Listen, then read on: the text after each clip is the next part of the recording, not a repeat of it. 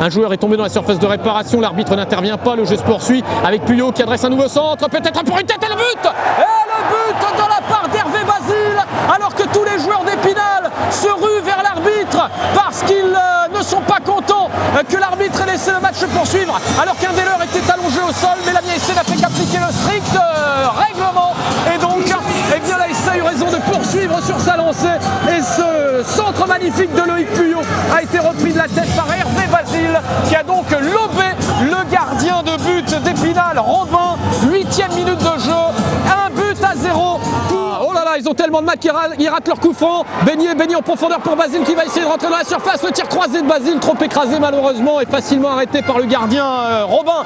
Petit mur de 2 joueurs formé par Pouille et par Beignet.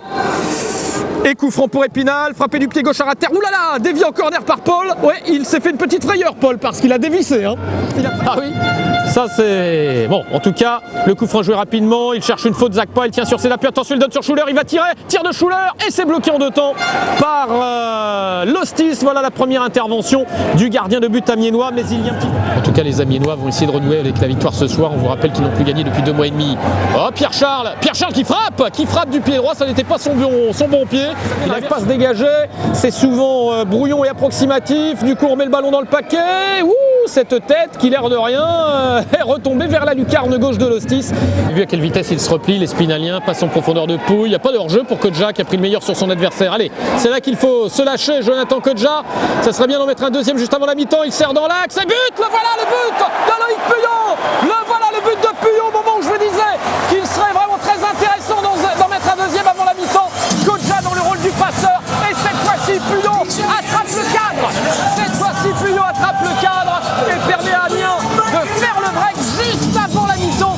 43e minute de jeu, 2-0 pour l'Amiens SC. Ah, ça peut paraître sévère pour les Spinaliens, mais là c'est une belle leçon de réalisme pour l'Amiens Sporting Club. Et là l'intelligence de Kodja, à qui ses partenaires avaient donc reproché ces 2-3 dernières actions où il avait raté ses gestes, voulait-il tirer lui-même, voulait-il centrer, il avait à peu près raté. Double changement puisque j'aperçois les numéros 4 et 7, Dembélé et Dufour, en train de se préparer. Oh, attention à cette balle d'égalisation!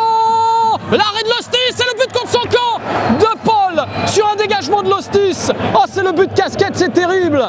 Même s'il y a au départ une incursion en pleine surface de la part des Spinaliens, on pense dans un premier temps que Paul va tacler le ballon, il ne le fait pas. Le joueur d'Épinal tire dans les tibias de Lostis, cafouillage, le ballon reste là et en voulant le dégager, Lostis tire dans Paul.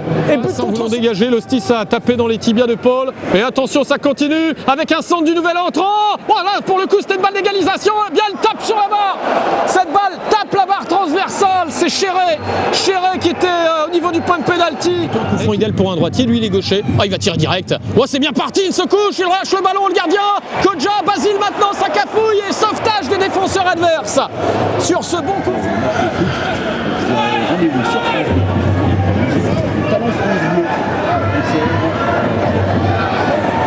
Oula, wow, ce choc. Oh, peut-être le but. Non, ça se met sur la ligne encore. C'est vrai qu'on est par mail ou par SMS. Ah. Et la balle de 3-1, c'est fait. La balle de 3-1.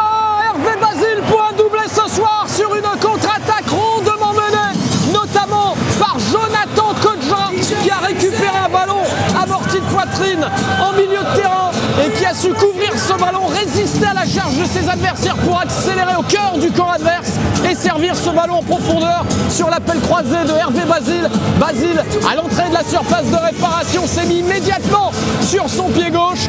Lorsque les Amiénois sont en mouvement, c'est quand même beaucoup plus facile. La défense adverse a été immédiatement transpercée et en mouvement, Basile a adressé une frappe super puissante, légèrement déviée peut-être par le gardien. Attention à ce coup franc, Schuller le frappe direct. Oh, c'est dévié par un joueur d'Épinal au passage et ça passe au-dessus. Il était hors jeu. Non, c'est Kodja qui était venu même presque près de ses défenseurs pour récupérer un ballon. Regardez qu'il a encore des jambes. Kodja il s'appuie sur un joueur adverse. Oh, il devance la sortie adverse et il a failli lober le goal. Oh, attention, il se dispute.